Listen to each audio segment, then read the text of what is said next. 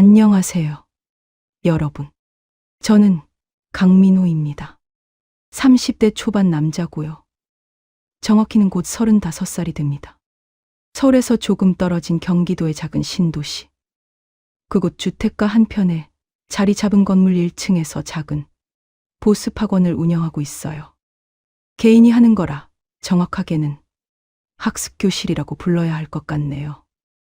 원래는 서울 한복판 좋은 자리에 큰 학원을 여는 게 제 꿈이었습니다. 하지만 자금 사정이 여의치 않아서 현실을 직시하고 일단은 스스로 힘으로 돈을 모으기로 결심했어요. 그래서 초기 비용을 최대한 줄일 수 있는 곳을 찾다가 이 신도시의 작은 건물 1층 상가를 발견했습니다. 월세도 부담 없는 수준이었고 이 정도면 혼자서도 충분히 운영할 수 있겠다 싶었거든요. 상가가 있는 곳은 역에서도 조금 걸어야 하는 작은 빌라와 다가구, 주택이 뒤섞인 주택가 한 구석이었어요. 상가 위층에 있는 제일 작은 원룸 하나도 같이 빌려서 그곳을 제 집으로 삼았습니다. 시골 출신이라 대학 진학할 때부터 이미 부모님 곁을 떠나 혼자 살아왔던 저에게 그곳은 비록 좁았지만 제 성처럼 느껴졌고 나름 살만했어요. 세상은 저출산 난리인데 결국 부모들은 자녀 교육에만큼은 열성적입니다. 학원 안 보내는 집은 거의 없으니까요. 게다가 제가 하는 건 개인 학습 교실이에요. 이상한 욕심 부리지 않고 성실하게만 하면 적자 날 일은 없을 거라는 확신이 있었습니다. 오픈 초기에는 전단지 돌리고 지역 정보 사이트에 광고 올리고 정말 발로 뛰면서 영업했죠. 그 노력 덕분인지 조금씩 학생들이 모이기 시작했고 저녁 시간대는 수업으로 제법 북적이게 됐습니다. 그런 날들이 제 일상이 되어갔어요.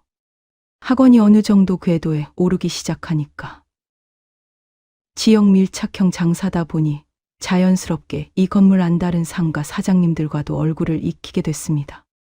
그 중에서 특히 친해진 분이 바로 1층에서 옷수선집을 운영하는 박혜진 씨였어요.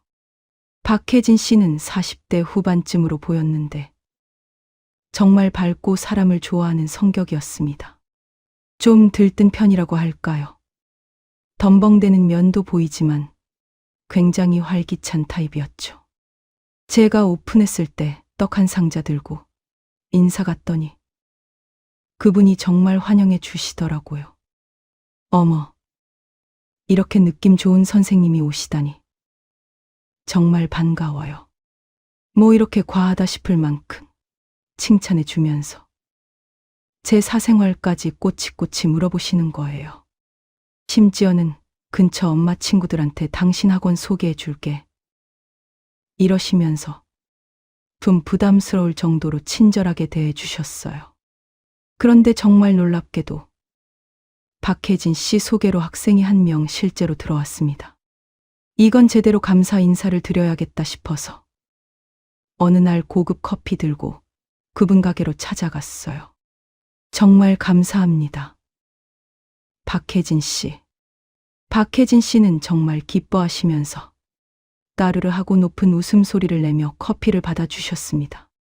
저기, 원장님 학원은 학생들 계속 늘어나고 있어요? 잘 되고 있어요? 마치 자기 일처럼 걱정해 주시는 거예요. 저와 박혜진 씨의 나이 차는 아마 15살 이상일 겁니다. 하지만 그분은 늘 젊게 보이려고 노력하시는 것 같았고 같이 이야기하다 보면 나이 차가 전혀 느껴지지 않았어요. 그날 그분 수선집에서 커피 마시며 꽤 오래 이야기를 나눴습니다. 대화도 잘 통하고 뭔가 편안한 느낌이 들었거든요. 그 이후로 얼굴 마주칠 때마다 서서 이야기하는 게 습관이 됐고 저와 박혜진 씨는 완전히 친한 사이가 됐습니다. 어느 날은 어디서 가르치는지 구경해 보고 싶다며 제 학원이 있는 2층까지 올라오신 적도 있었어요.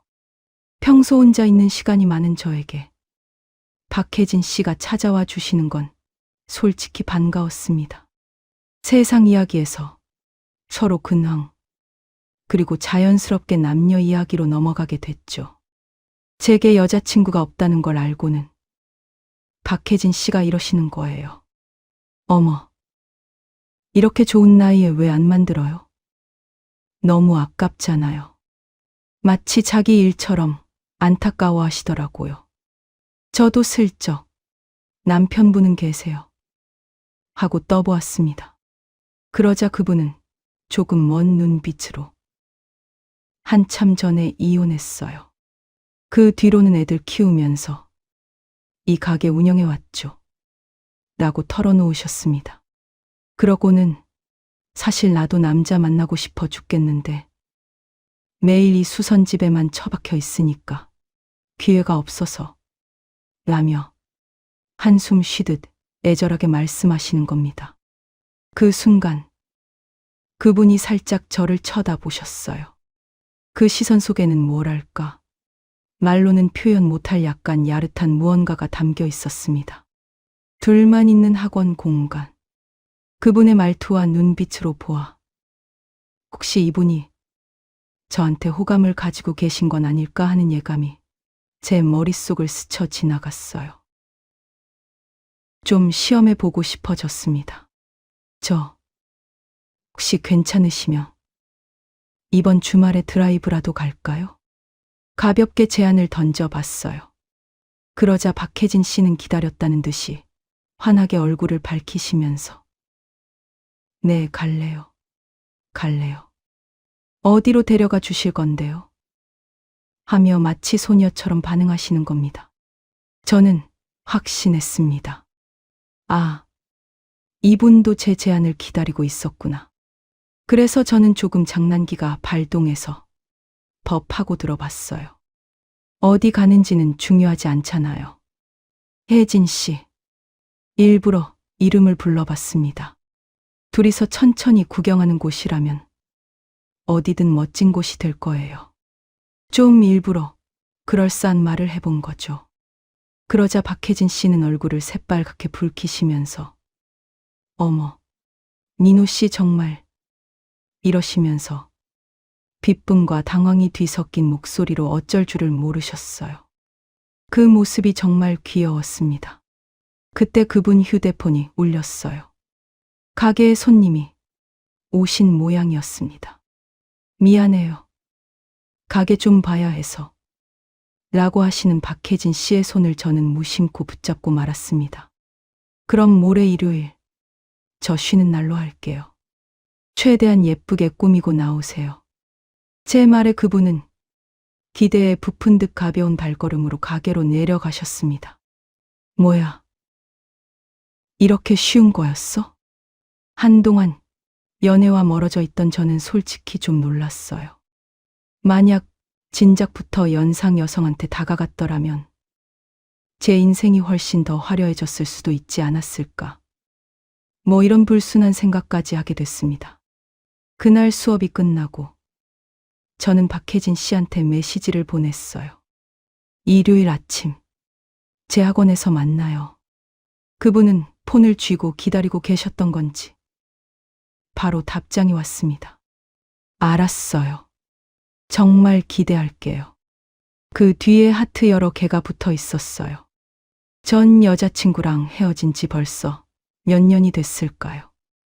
여자와 좋은 시간을 보낸다는 게 정말 오랜만이라 드디어 일요일에 이 외로움을 해소할 수 있을까 하는 기대감에 그날 밤은 잠이 잘 오지 않았습니다. 연상 여성은 소문으로만 들었는데 정말 적극적일까? 박혜진 씨는 어떤 스타일일까? 그런 상상만 하다가 혼자 달아오르는 제 자신이 있었어요. 결국 그날 밤은 그분을 떠올리며 혼자 외로움을 달래는 시간을 보내고 말았습니다. 그렇게 맞이한 일요일, 학원에서 기다리고 있는데 조금 늦게 박혜진 씨가 들어오셨습니다. 그분의 모습을 보고 저도 모르게 침을 삼켰어요. 평소 수선집에서 보던 편한 차림과는 완전히 달랐습니다.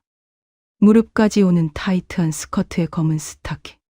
조금 쌀쌀한 날이었는지 우아한 코트를 걸치고 계셨는데 그 모습이 정말 섹시했어요.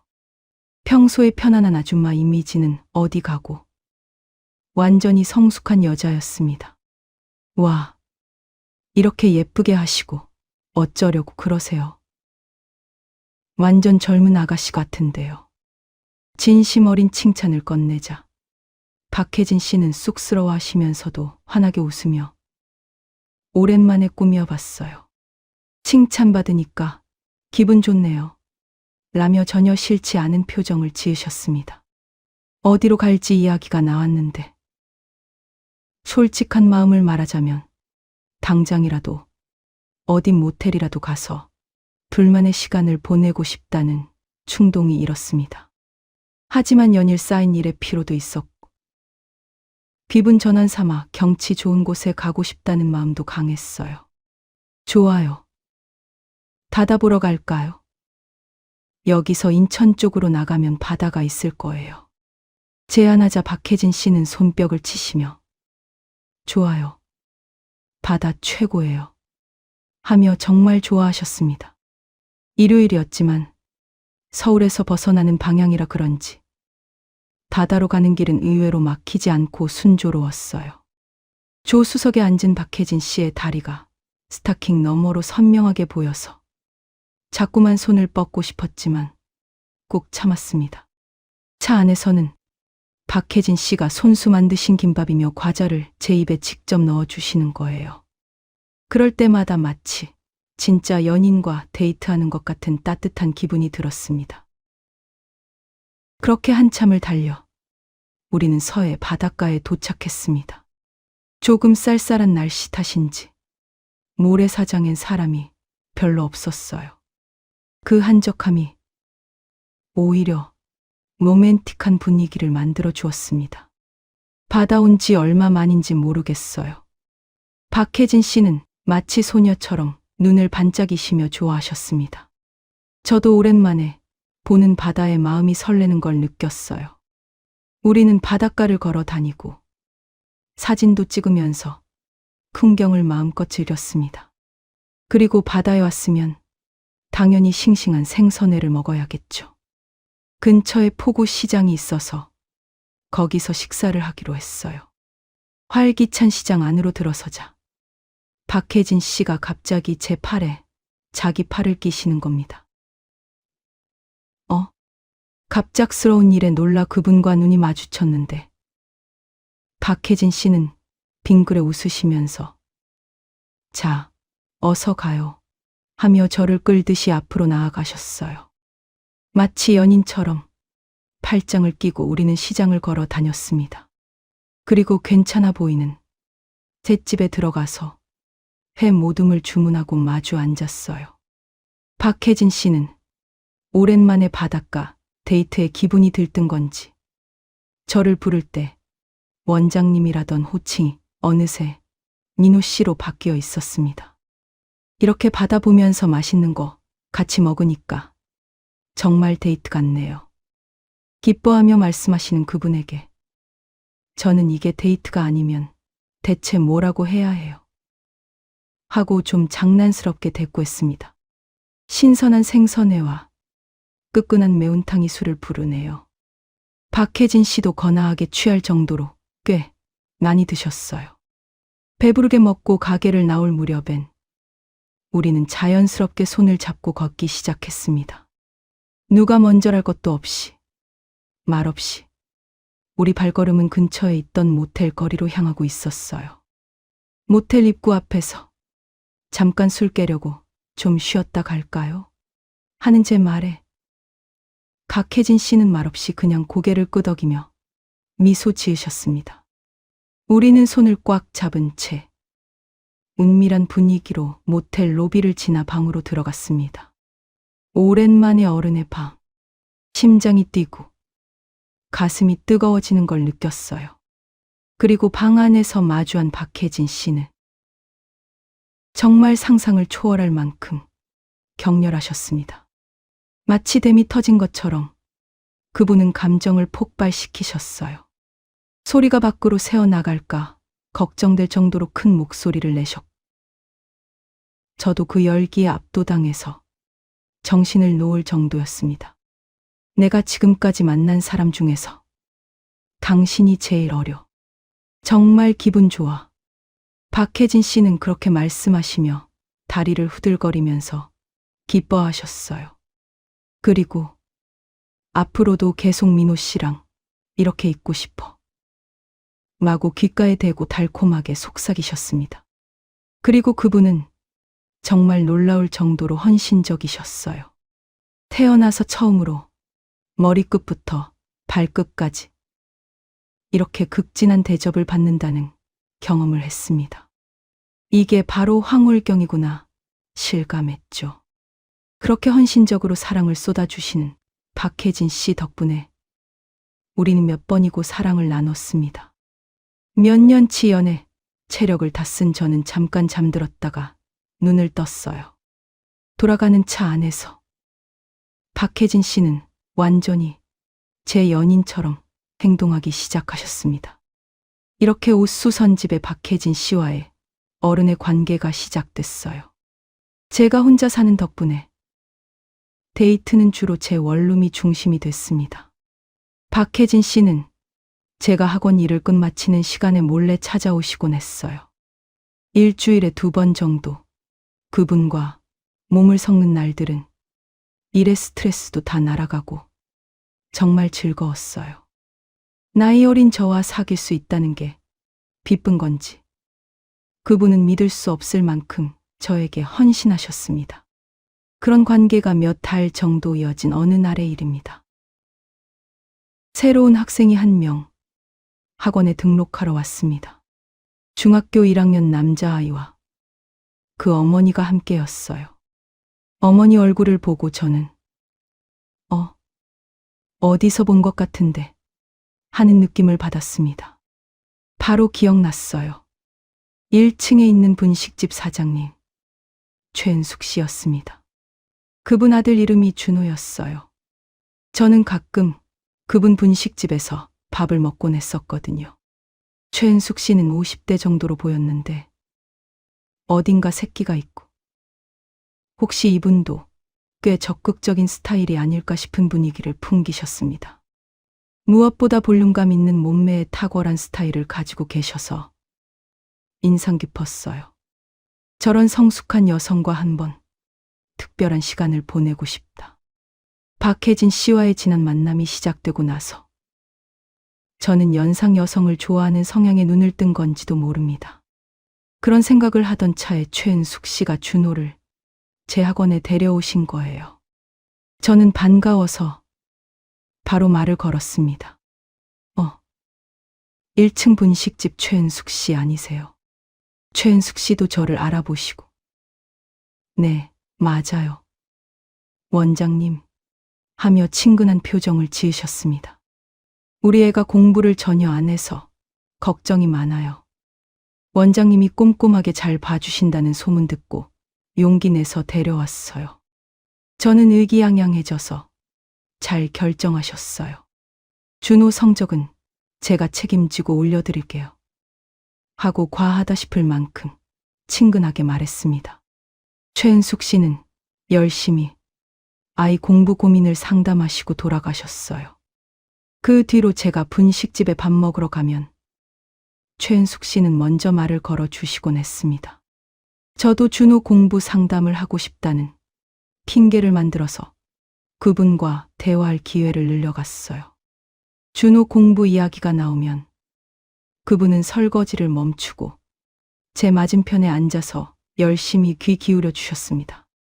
어느 날 저는 용기를 내서 가게 한가한 시간에 학원에 커피라도 마시러 오시지 않겠어요? 하고 제안했습니다.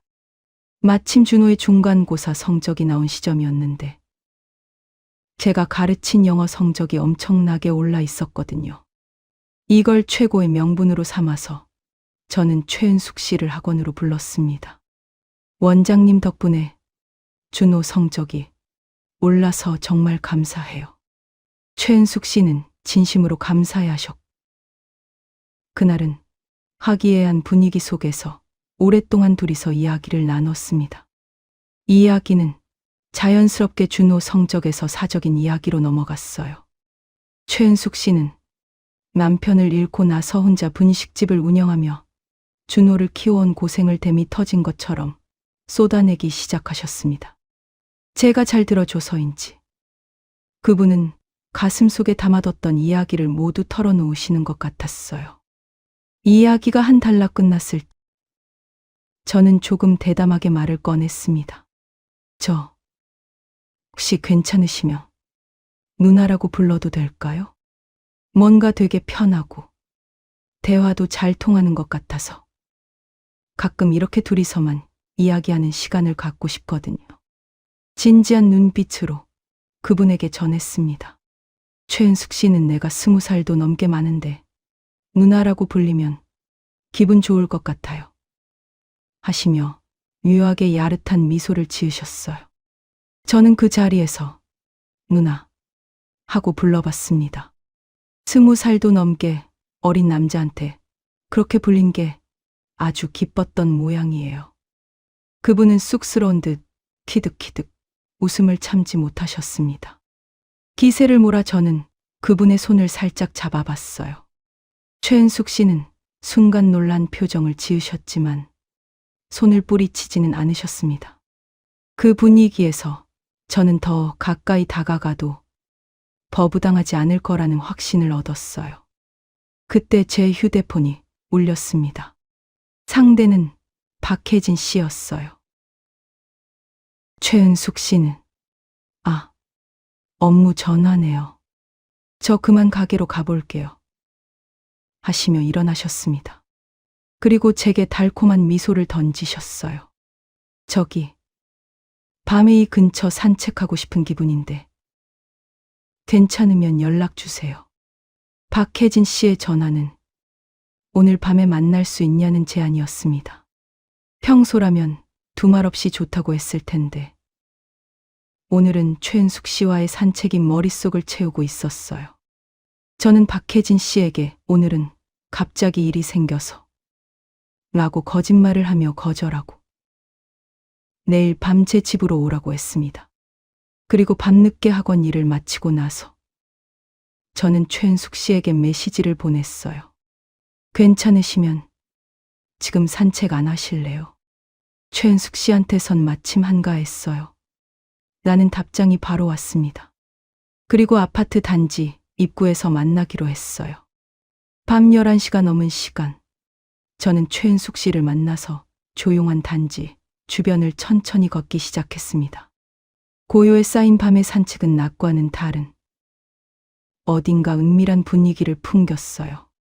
가로등의 희미한 불빛 아래를 걷는데 뭔가 가슴이 두근두근했습니다.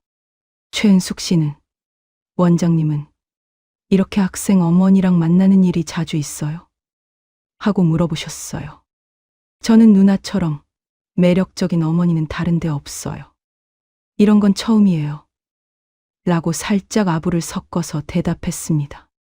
저는 일부러 사람이 별로 다니지 않는 어두운 길을 골라 걸었어요. 주변에 아무도 없는 걸 확인하고 저는 최은숙 씨의 손을 살며시 잡아봤습니다. 그분은 거부하지 않으시고 오히려 제 손을 꽉 쥐어주셨어요. 누나랑 이렇게 걷고 있으니까 가슴이 두근두근하고 기분 좋아요. 저는 일부러 그럴싸한 말투로 호감을 전했습니다. 우리는 조금 걸어서 단지 안공원 벤치에 앉았어요. 거기서 대화를 나누다가 저는 용기를 내서 최은숙 씨에게 키스했습니다.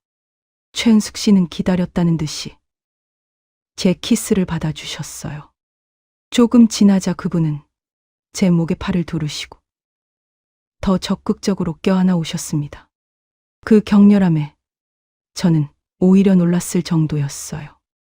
최은숙 씨는 이제 여기서 멈추기는 싫다는 분위기를 온몸으로 드러내고 계셨습니다. 거친 숨결, 뜨거워진 몸. 저는 잠깐 제 집에 안 갈래요? 하고 제안했고 그분은 네, 당연하죠 하시며 작게 고개를 끄덕이셨습니다. 우리는 손을 잡은 채 종종 걸음으로 제 집으로 향했어요. 그리고 그날 밤 저는 최은숙 씨와 선을 넘어버렸습니다. 최은숙 씨는 상상 이상으로 정열적이셨어요. 나이가 있으시면서도 몸은 정말 민감하셔서 순식간에 절정을 맞이해 버리셨습니다. 눈동자 초점이 흐려지고 한동안 정신을 잃으신 것 같은 표정을 지으셨어요. 그런 그분의 모습을 보고 저도 이성을 잃어버렸습니다. 한참 뒤 정신을 차리신 최은숙 씨는 준호가 걱정돼서 슬슬 가봐야 해 하시며 아쉬워하시는 듯한 표정으로 옷을 입으셨어요. 아쉬워요. 더 있고 싶은데 라며 애교 섞인 몸짓을 보여주셨습니다. 그분은 내일도 만날 수 있냐고 물으셨어요. 하지만 내일 밤엔 박혜진 씨와 만나기로 했잖아요. 그래서 저는 모레로 하죠. 라고 전했습니다. 최은숙 씨를 배웅하고 나서 혼자 샤워하면서 저는 정말 두 명의 연상 여성과 동시에 만나게 될 줄은 도저히 믿기지 않는 상황에 멍하니 서 있었습니다. 어느 날은 박혜진 씨와 또 어느 날은 최은숙 씨와 양다리 연애 생활이 시작된 겁니다. 두 명의 성숙한 여성과 번갈아 가며 보내는 시간은 말로 표현할 수 없을 만큼 자극적이고 황홀한 쾌감으로 가득했어요. 하지만 아무리 영리하게 행동해도 꼬리가 길면 언젠가는 밟히는 법입니다. 저는 두 분에게 거짓말을 하면서 어느 날은 박혜진 씨와 다른 날은 최은숙 씨와 번갈아 만나고 있었습니다. 하지만 몇 달도 안 돼서 제 양다리 행각은 너무나 허무하게 들통나고 말았어요. 박혜진 씨도 최은숙 씨도 제가 자기들 한 명하고만 사귀는 게 아니라는 걸 알아버리신 겁니다.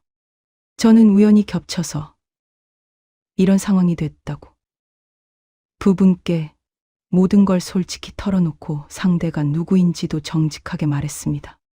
두 분은 서로를 심하게 싫어하셨지만 그렇다고 저와의 관계를 끊고 싶어 하지는 않으셨어요. 처음엔 질투심이 강했던 박혜진 씨, 최은숙 씨와의 관계를 정리하라고 저를 몰아붙이기도 했습니다. 하지만 제가 명확한 답을 피하자 그분은 마지못해서라도 최은숙 씨의 존재를 인정하지 않을 수 없다는 태도를 보이셨어요.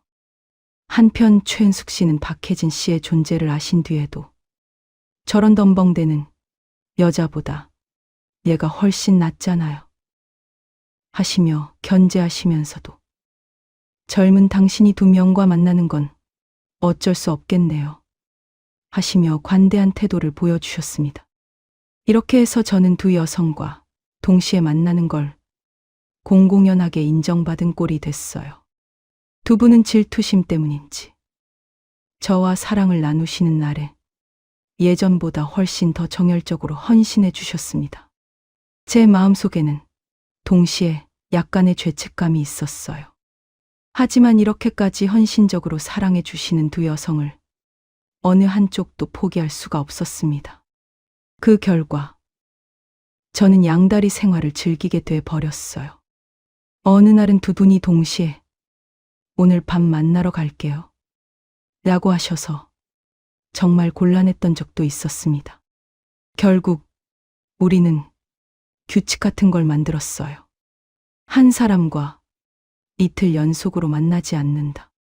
두 분 다 불만스러워 하셨지만 이 제안에 마지못해 동의해 주셨습니다. 같은 건물에서 장사를 하고 계시니까 박혜진 씨와 최은숙 씨는 가끔 마주치십니다. 솔직히 지금도 두 분의 관계는 좋다고 할 수 없어요. 겉으로는 평온해 보여도 한 남자를 공유하고 있는 거잖아요.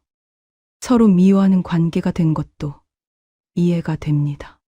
하지만 최근 저는 좀 뻔뻔한 생각을 하게 됐어요. 한 번쯤 두 여성과 동시에 사랑을 나눠보면 얼마나 자극적일까. 박혜진 씨에게도 최은숙 씨에게도 각각 다른 매력이 있고 둘 다 저에게 정성껏 헌신해 주시잖아요. 그런 두 분과 동시에 친밀한 시간을 보낼 수 있다면 얼마나 자극적인 경험이 될까 하는 황홀한 상상을 하곤 합니다. 물론 지금은 두 분이 심하게 질투하고 계셔서 그런 건 꿈도 꾸지 못할 일이겠죠. 그래서 이 생각은 저만의 비밀로 가슴속에 간직하고 있어요. 인생의 황혼과 사랑의 진실을 생각합니다. 돌이켜보면 이 작은 동네 학원에 온 게 정말 잘한 일이라고 생각해요. 설마 제 인생이 이렇게 자극적이고 사랑으로 가득 찬 것으로 바뀔 줄은 꿈에도 몰랐으니까요. 사람은 누구나 마음 어딘가에 채워지지 않는 갈증을 안고 사는 건지도 모릅니다. 저에게 그건 외로움이었을 수도 있고 그분들에게는 메마른 여성으로서의 기쁨이었을 수도 있어요. 중년의 사랑, 성숙한 사랑이란 젊을 때의 격렬한 사랑과는 달라서 더 현실적이고 절실한 무언가를 찾고 있는 것 같습니다. 그건 단순히 육체적인 연결만이 아니라 누군가에게 필요한 사람이 되고 싶고 자신의 가치를 인정받고 싶다는 인생의 황혼에 접어든 여성들의 간절한 바람인 거죠. 두 분은 저에게 사랑받고 있다는 확실한 실감을 주셨어요. 그리고 그 사랑은 그분들 스스로의 질투심과 경쟁의식 때문에 더욱 뜨겁고 깊어져 갔습니다. 이건 저에게 행운이면서도 동시에 큰 책임이 따른다는 걸 이해하고 있어요. 이 미지근한 물 같은 행복은 언제까지 계속될까요? 저는 지금 이 순간의 사랑의 기쁨을 최대한 누리고 싶습니다. 이 두 분과 함께 보내는 행복한 시간이 언제까지나 오래 이어지길 진심으로 바라고 있어요. 제 인생의 이야기는 이제 막 시작됐을 뿐입니다. 끝까지 들어주셔서 감사합니다.